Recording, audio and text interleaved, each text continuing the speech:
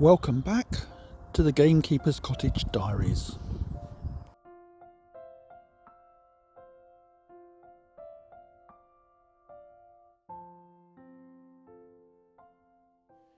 Welcome back to Gamekeeper's Cottage and our first video of 2025. I'd like to start by saying that I hope you all had a good holiday celebration wherever you are, and wishing you all the best for the forthcoming year. In this video, we're going to look back at what we achieved during 2024, and at the end of the video, take a look forward to what we have planned here at Gamekeeper's Cottage for the forthcoming year.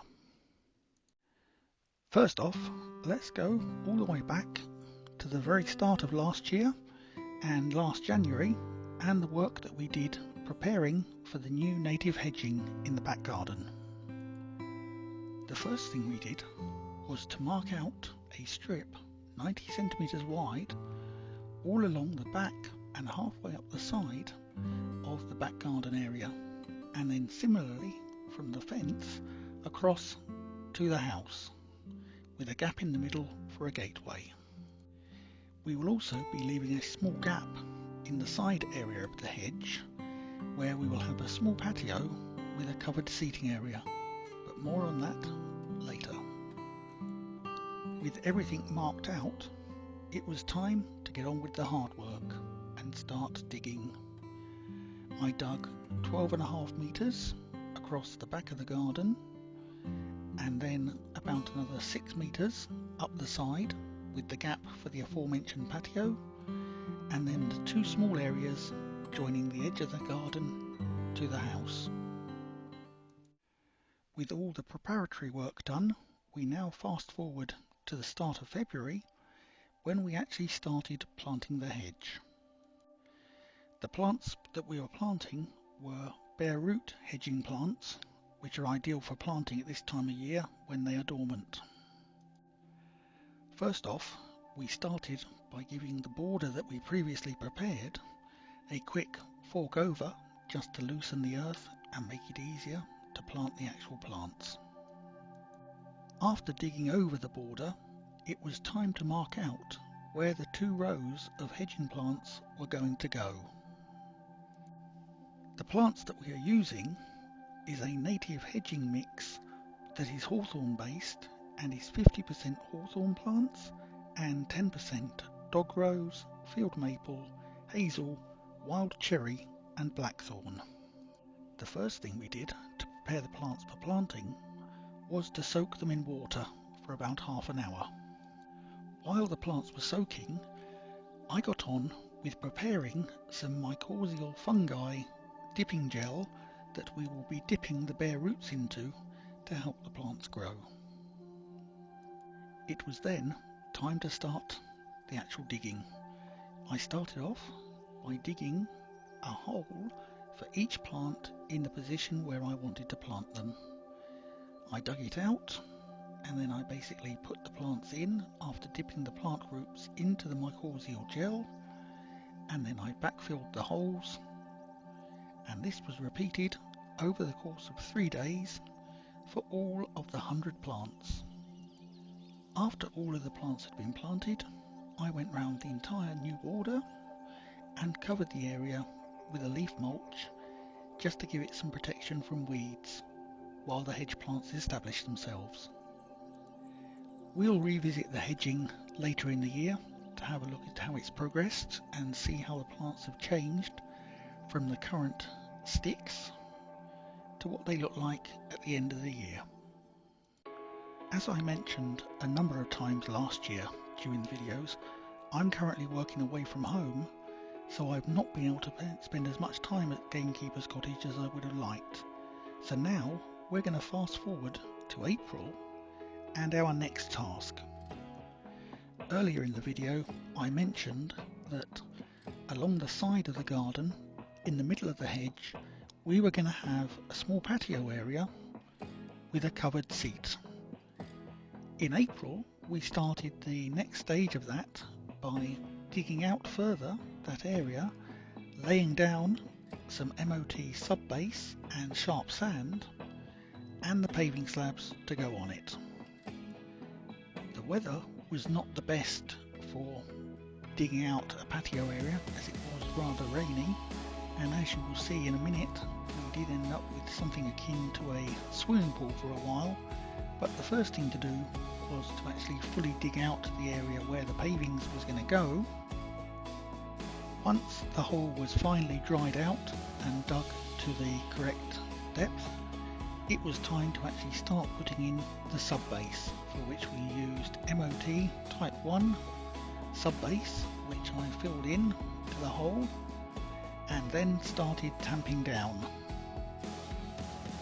With the sub-base properly compacted down with the tamper, I then put in a layer of sharp sand, which I didn't actually film during the time constraints and the weather, and then it was time to put the patio stones over the top.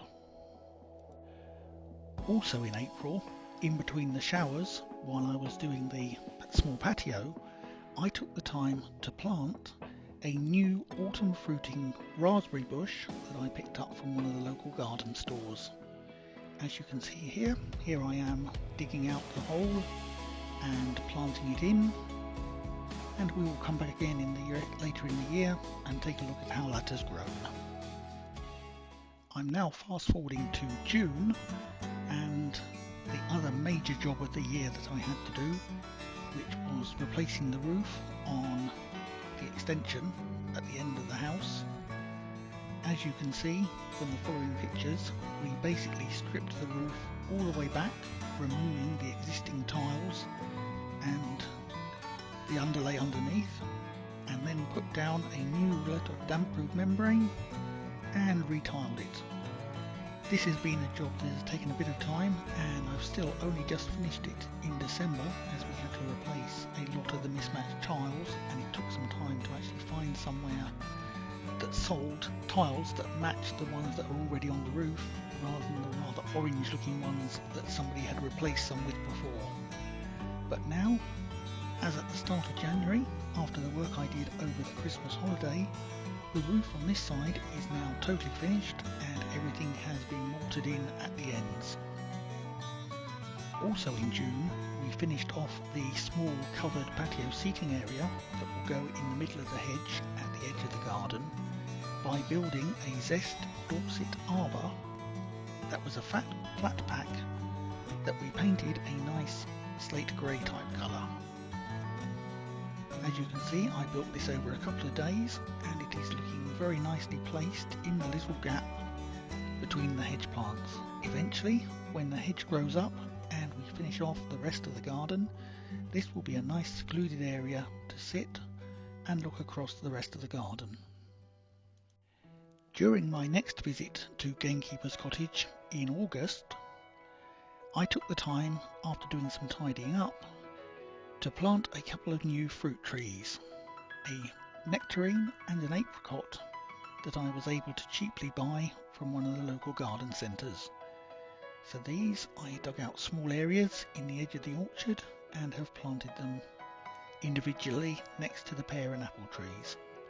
Again, we'll come back to those in the future and see how they grow.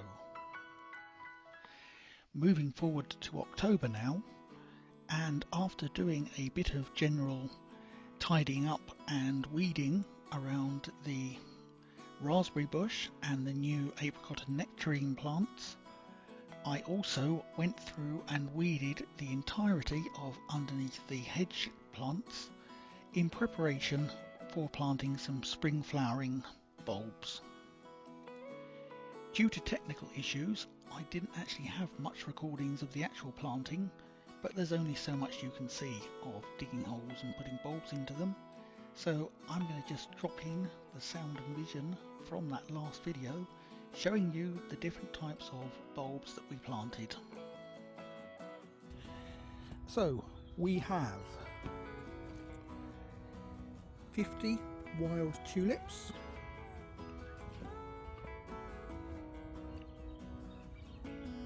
50 nodding star of Bethlehems, 100 snake's head fritillary, 100 English bluebells, and in this bag 100 wood anemone. And that brings us pretty much up to date with just the work that I did over the Christmas holiday in December, which I will go through now. You won't have seen any of this yet in videos, but they will be coming in the next couple of weeks. The first thing that I did during my break in December was finishing off the work on the extension roof. I was finally able to source some matching tiles to replace the ones that needed to go because they were the wrong colour. So I spent a few days putting those in place and then mortaring down all of the verge sides. Now this project is hopefully finished. My main job over the Christmas and New Year break was some preparatory work for one of the projects that I want to undertake in 2025, which is digging in some of the paths that are going to go around the garden. So I took the time to remove all of the existing lawn from the areas where I want to have paths that runs around the hedge border that I put in place last year. I dug this out, and for the moment I am just going to cover it with some membrane just to try and stop the weeds. I also took a bit of time in the orchard area to just put a bit of a border around the raspberry bush using some of the old bricks that we have lying around. So I dug out a small thin area and have just dug the bricks in just to give this area a bit of a border. So that was our 2024 here at Gamekeeper's Cottage. Now let's just spend a little while to look forward to what we have planned for this year, 2025. The first main project that I have planned for 2025, as I alluded to a little while ago, is to put in some of the garden paths that are going to go around the back garden area. I am planning to start this with a 60 centimetre wide path, basically running around in front of the hedge border, along the side of the garden and in front of the seating area.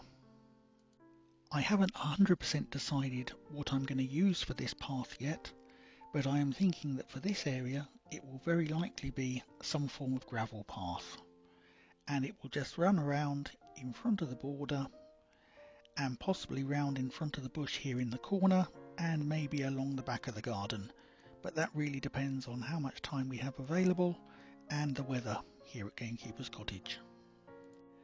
If I get the first part of the pathing done, the next target will be to dig out a slightly wider path, probably 90 centimetres wide, along the back of the house where the lounge is, going to the main back door, and also potentially in front of the back door have a larger paved area with perhaps some nice flagstones that we can put a small table and chairs in. The other major project that I have planned for 2025 is a holdover from last year that we didn't get done, which is the cladding of the other end of the stables. And ideally also, if I can manage to get the cladding on the back of the stables done as well, that would be a bonus. But this really depends on how much time I have available and my workload overseas. Those are the major projects that I have planned for 2025, but I'm sure that some other things will come up during the year. So make sure that you're subscribed to the channel and keep watching to see what else we get up to this year. I'm going to leave you now with a look around the garden and the rest of the property as it was at the start of January 2025.